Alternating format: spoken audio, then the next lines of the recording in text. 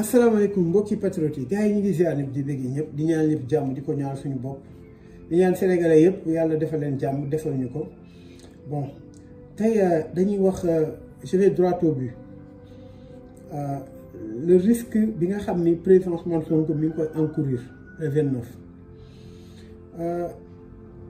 tey man soo xoolee man tout le temps je suis très positif bi ñu fi waxee affaire sniper wala ay deepfake yooyu yëpp. J'avais dit que loolu mënul nekk parce que j'étais sûr que su ma dajalee samay sources xool les pièces su amee incohérence rek damay xam ne du am mais bii le contexte est différent bon d'abord pour commencer dama bëgg wax ci benn mbir rek ñu bëri message nañ ma di ma wax ni Macky Sall visite bu mu def khalife général des Tidianes loolu amul lu ma ciy wax waxoon naa leen ko amul lu ma ciy wax. L'essentiel li ma leen mën a wax mooy sama mbokk patriote yi nous pouvons compter que sur nous-mêmes suñu bopp rek la ñu mën a jafandu tey président Ousmane Sonko wéeruwul ku dul si ñun amuñu fu ñu wéeru mais li tax ñu dëgër mooy am na benn ndaw su ma gisoon mu koy def mu jël bale benn bale bant bale mu damm ko mais bi mu boolee bale bi yëpp mënul damm kon tey foog ñu xam ni ñun rek mënuñu compter si sëriñ mënuñu compter ci presse. mënuñu compter ci opposition bi nga xam ne ñoom dañuy opposé wu sax waaye yow askan bi mënuñu compter ci maanaam guide traditionnel yi mënuñu compter ci lenn loo xam ni lu dul suñu bopp ñun la population qui souffre kon tey foog ñu yeewu xool dama leen jox benn exemple tey Mbacké Faye mi nga xam ne mooy jëwriñ fii ci Touba moo fi toogal khalife général des Mourides bon entre guillemets imaginez leen nit jël 1 milliard may jox ko addiya si saa si muy gërëm nit koo xam ni daf ko defaral benn morgue boo xam ne matul 100 millions si saa si muy woowaat mbokku taalibe pour ñu gën a jaajuwaat pour ñu yeggale jumaa ji waaw noo mu nee may 1 milliard di ñaan lu gën a néew loolu man cohérence mooy lan bala ngaa maye si lépp day mat wala bala ngaa joxe addiya li nga xam ne si jumaa ji la dem te sëñ bi soo ko laajoon amaana mu jox la ko mu sax soo ko jox sax mun na jël xaalisam jox la nga jël pour ngisal nga jox ko sëriñ bi ba pare wëlbatiku di gërëm président de la République pour benn morgue boo xam ne dala kaa defal nee na dala koy defal nee na Sénégal boobu lañ toll maanaam deal la lobby la parce que am na lu muy nëpp di gërëm président Macky Sall am na lu muy wane foofu xaalis boo xam ni xamuñu fu mu jógee waaye loolu foofu laa ci yem beneen sujet bi may wax te on m'a beaucoup interpellé sur ça muy affaire violence policière yi ak attaque bi nga xam ne attaqué nañ ko suñuy camarades yi nga xam ne ñi ngi université policier jàpp nit mu désarmé nga téye ko d'une manière délibérée jël crosse di ko dóor pour bënn bopp bi pour jox ko exemple toj omo mi pour jox ko exemple am na ñoo xam ni seen omo yi bala moo baaxaat ay at parce que jeune xam naa li ci nekk léegi Macky Sall mi nga xam ne ak général Moussa Fall yi nga xam ne ñoo commandité loolu nañu teg seen doom Macky Sall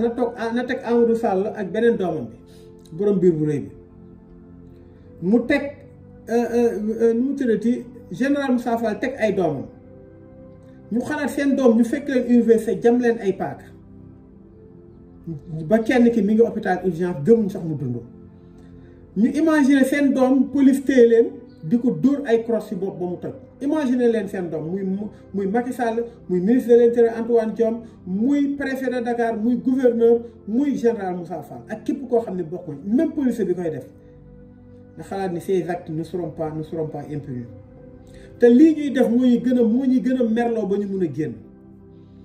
kon amul lu ñu leen wax ñoom amul lu ñuy wax force de l'ordre yi ku nekk na def leen neex bisi ngi ñëw beneen bi mooy gars yi on va pas se mentir le président Ousmane Sonko court un danger qu'il n'a jamais et face à un danger qu'il n'a jamais eu face au préalable musul nekk aussi en danger que actuellement xam ngeen dama leen wax leen xam nga nit ñi dañ naan France moo nekk ci ginnaaw donte am nañ président boo xam ni donte français yi bon nañ seen intérêt rek gàcce ngaalaamaa ñoom mais suñu président bi ñu yor fii nga xam ne pouvoir jaral na ko lu ne mais xam ngeen français yi dañu def benn erreur ci Mali maanaam erreur bi ñu def mooy dañoo seetaan ba coup d'état am ba pare Mali woo Russie France gis ni dëkk francophonie yëpp actuellement ñi ngi faire appel à la Russie te Russie implanté na fa français yi su fekkoon Mali Russie nekk fa français yi dañuy anéantir Mali rey nañ Assimi Goïta bu yàq nañ fa lu bëri mais souveraineté aérienne bi nga xam ni Russie daf ko assurer Mali moo tax France mënatu fa def dara avion bu jug tim Mali su leen neexee Russie su leen neexee ñu daaneel ko c'est-à-dire que France dañ ko exclure du Mali léegi France erreur boobu du ko defaat xam nga nu muy def donte mi ngi jàppale Macky Sall wax na ko lu leer mais France suñu demee ba pour wal leen ni Ousmane Sonko danger bi koy gete suñu demee ba France xam ne Macky Sall nit ñi bañ nañ ko def fa war a jóge xam nga nu ñuy def ils vont résoudre le problème tout court un coup d'état pour anticiper un coup d'état parce que Macky Sall actuellement li mu bëgg mooy tey su réew mi comme tey su réew mi demoon ba basculer mu xool ko remplacer wala am koo xam ne day ñëw un général boo xam il est patriote il défend la cause du Pastef wala de Yewwi Askan bi ñëw jël pouvoir bi ba pare jël transition bi mu assurer suñu souveraineté France du nangu loolu France léegi benn te loolu moom la def Burkina après bi mu daanoo France dañoo jël benn généraux lañ jël teg ko fa pour mu leneen kooku moom lay liggéeyal looloo dal Burkina léegi méthode boobu la français yi jël actuellement ñoom suñu éliminer Ousmane Sonko président Ousmane Sonko li ñuy def mooy jël benn généraux comme si moom moo def coup d'état Macky Sall dëkk bi basculé na ñu ne armée bi jël na pouvoir bi mais France il a planifié ça encore une fois kuy xalaat di nga xam France il a bien planifié les choses il a tout prévu lu leer laa leen wax actuellement su armée jëlee pouvoir bi ça veut dire que c'est un pouvoir c'est maanaam régime militaire boo xam ni France la fi toogal amul renégocier affaire dañ koy gën a cimenter seen contrat yi nga def nga xam Sénégal moo ciy dee noonu la France taxaw pour loolu foog ñu éliminer Ousmane Sonko léegi bàyyi ba Ousmane Sonko président Ousmane Sonko dem ñu naan tey waaye tey kii Ousmane Sonko bokk na ci maanaam les élites africains yi nga xam ni ñoom ñooy les patriotes amul lan lañ jëriñ Thomas Sankara jaruñu dara parce que dundul pour jëriñu lu mu mbaa la même chose bëri na Jomo Kenyatta ñu bëri Afrique ñoo xam te mais les contextes ont changé lii ñun ñoo ko mën a prévenir nan lañ ko mën a prévenir mooy qu'on sorte massivement il faut que nous sortons massivement kenn ku war a génn toog sa kër xamal ni yow tu as causé par exemple l'attaque concernant la personne d'Ousmane Sonko wala ñu faire que disparaître tout court yow mi toog sa kër naan ñeneen dinañ dem xamal ni au moment nga xam ne 100 000 personnes nee nañ ñeneen dañ dem te yëgoowuñu mu am 100 000 déficit c'est-à-dire que manifestation bi moom mooy définir l'avenir de Ousmane Sonko et de Yewwi Askan bi parce que gis nga le 17 bi ñu waree génn ñu bëri génn ñu nga xool ñoom li ñuy wax ils ont lamentablement échoué loolu lañ doon wax ñi tëgg bool genn wàll gi suñu génnee ñu réussir suñu manifestation suñ ko bàyyee ñu dem manifester wax li ñu xalaat teg beneen plan d'action suñ ko bàyyee nous faisons face c'est-à-dire que tey lépp ça dépend de nous bu ñu xaar ba mu trop tard ñu naan non suñu yëgoon c'est que déedéet gars yi ku nekk li ngay def bàyyi ko Sénégal fi mu jëm nii ki ko mun a soppi yàlla xam ne Sénégal su Ousmane Sonko jëlee pouvoir bi di ngeen xam Sénégal naka te ñëpp mun nañ am dara y a tellement de choses à faire Sénégal li fi nit mën a def ak bëri pour am xaalis te leew doom mais dafa am lu ko téye nit ñëpp a crispé kenn mënul jot dara te amoo baraaro soo feebaree doo faju soo demee police nit tooñ la soo met yow la ñuy téye c'est extraordinaire kon tey nañ ko jaral le 29 nga la waay na ngeen jukk na ngeen takku na ngeen waajal ñëpp nañ pare dem suñu manifestation loo xam constitution moo ñu ko may kantaan nag nit ñi li ñuy wax non Macky Sall WhatsApp yi da koy maanaam day kii WhatsApp yi nu mu tuddati day espionner WhatsApp yi gars yi espionner wuñ tous je suis un informaticien aguerri laa leen wax mbirum informatique xam na gars yi ils n'ont pas les moyens de faire écouter WhatsApp yeeg yooyu dañuy wax gars yi mënuñu topp kenn pour ñu topp la foog ñu jël sa numéro yóbbu ko Sonatel yooyu noonu lu jafe la mettre su écoute ay amul luñ fi war a ragal laa la wax ay gars yi dañ lay topp saa waay renseignements généraux yi laa wax amuñu xamum li ngeen yaakaar fa lañ yegguñu fa ay ragal ay jàpp gis ngeen dama leen wax leen li ma leen wax rek am na benn maire bu ma seetaan vidéo bi mu am nu mu dee naa ko dugal muy wax ni doomam dafa jóge Sandaga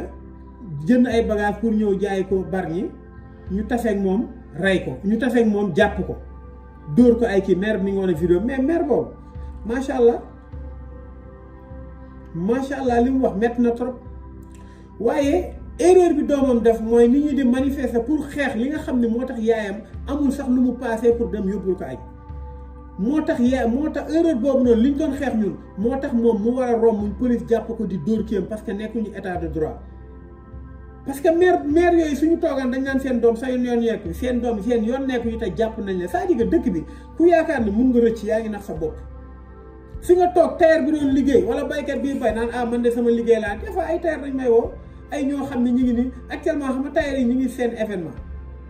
nee nañ seen yoon nekku ci manifestation ëllëg bis bu leen dalee ñu commencé di yuuxu fekk ñoom ñoo ko liggéey benn fan bi ngay jël sa atelier ba la fa kenn ñëw manifester su jaree xeex ñu xeex benn fan boobu mooy defar sa avenir pour loin ngay ñëw di exporter yeneen dëkk looloy développement. kon tey ndaw soosu noonu su fekkoon nee na doomam tey mu xam ni doomam ñun ñuy gënuñu su Sénégalais yi wootee ñuy woote te lii li ñuy woote dëgg la pour Sénégal jëm kanam demal nga ànd nga jàkkaarloo demal nga manifester ji kon tey duñ ko jàpp ngay jooy nga ne sa doom innocent la nous sommes tous des innocents parce que li tax ñu wàcc du suñu ngëneel parce que bëgguñu li ñuy dund nii suñuy doom dund ko kon saa yi ku nekk war na xool si maire bi erreur bu mu def ku nekk war na xool si waa ji nga xam ni dafa jóge Petersen jënd ay bagages ñoo di romb pour dem Rufisque ñu jàpp ko xaw ma bari ñu jàpp ko ku nekk war na xool ni kon nul n'est à l'abri pourtant moom manifesté wul ku nekk war na xool si Cheikh Niass mi nga xam deful dara ñu rey ko ku nekk war na xool ak doom ni mu neexee lu ma 17 bébé dee ku nekk war na xool ñett ñi nga xam ne dañ leen a rey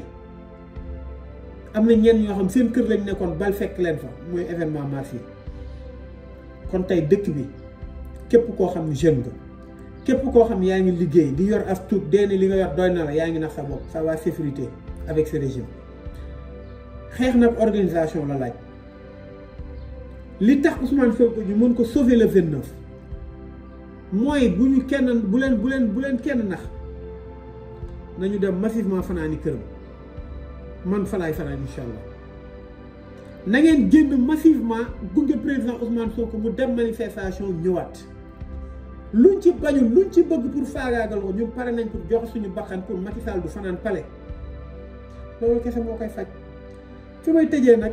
mooy li ma wax rek ñun lu ñu mën ñu ngi koy def waaye heure bu ñu demee ba yaakaar ni def nañ lu bëri ñu xool si Ousmane Sonko ñu xam li mu sacrifié yëpp ñun ñëpp kenn defu ko ci. kon tey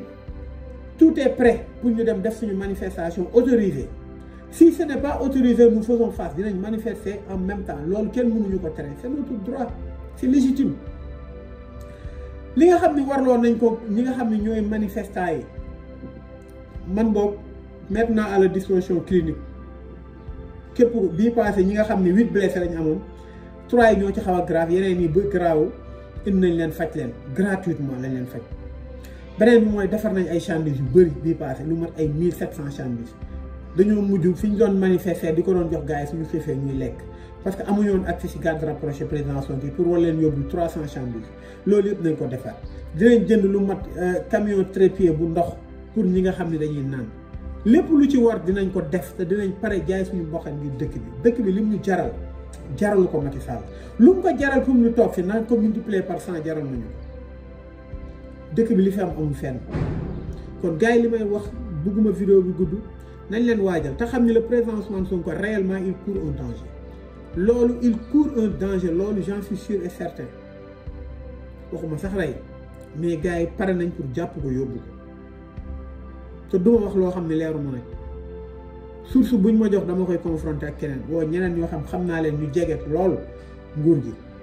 ñoo xam ne ay patriotes lañ ba pare mais c'est inavoué kon nañ leen génn waajal def suñu manifestation parce que à la kulli xaali par force ou de gré yow askan bi day bokk France nag loolu la bëgg li mu bëgg mooy créer benn su demee ba cool mu créer coup d'état ñu dee ni armée bi ki nga xam ne moom moo def coup d'état bi kooku Sénégal la fi toogal fekk mi ngi gën a cimenté contrat yu bon yi nga xam ni France mi ñuy noot man xam naa dara Sénégal ku bëgg a liggéey mais ak régime Macky Sall bi dara du baax dëkk bi nit ñi am nañ rancune dëkk bi nit ñi mer nañ nit ñi xiif nañ te ku xiif ay jikko yu bon rek lay am dëkk bi kenn amatu fi droit imaginel Macky Sall tëj ñoo xam ne defuñu ko dara c'est fi njeexitalam la nekk moo tax maa tay lay def di énerver sénégalais tey soo seetaanee Macky Sall ndeysaan muy kaas daf kaas sax la def maanaam day ñàkk sax nee na dañ kaa sosal ne ko moom moo ne les marabouts sont des citoyens ordinaires man je vais pas commenter dëgg wala dëgg ñëpp xam nañ li dëgg wala dëgg waaye ndagam loolu moom lañ ko sosal mu metti ko lool asama ki ñu sosal viol mu am ay doom am njaboot am yaay am papa am ay xarit ñu sosal ko viol nit ñi gën ci télé Macky Sall moo leen prôné moo def promotion boobu di leen fay Marième Faye Sall di leen fay Mahmoud Sall di leen fay ñuy taxaw di saaga Ousmane Sonko di saaga yaayam chaque jour naan ko bi nga sumee ko am na ku naan lu ne loolu bëgguma sax jaar loolu kon yow ndagam loolu la metti li nga waxoon te li la metti yow yaa ko wax ñu tegalaatal la ko loolu nga mer ba di ko xultu ci xalif général asama Ousmane Sonko ni nga ko def kon xoolaatal sa bopp yàlla suñu borom gëmul nelawul ku yaakaar ni yow yàlla dafa gëmm yaa ngi nax sa bopp billaahi man maa ko mun a wat Macky Sall 2024 il sera plus président te sa fin sera très brutal xam naa ni muy mujjee si changé bu baax te kenn ñaanal ko ko mooy wax tout le temps man Macky Sall je le considère comme un père parce que suma âge papa la yor man je respecte tout le monde mais waa ji nii laa la wax Macky Sall nii il va mal finir s'il fait pas demi-tour kon gars yi ñu ngi ziar ñëpp di wax ñëpp képp koo xam ni projet Ousmane Sonko ñor na la na nga waajal pour génn kenn ku toog këram xamal ni danger bi gerte Ousmane Sonko si nga bokk complice bi parce que kii ñun lay xeexal kon nañu jug def lu nekk si ñun la wéeru nañ ko mat wéeruwaay gars yi ñu ngi ziar nit di béggee ñëpp di ñaan ñëpp jàmm salaam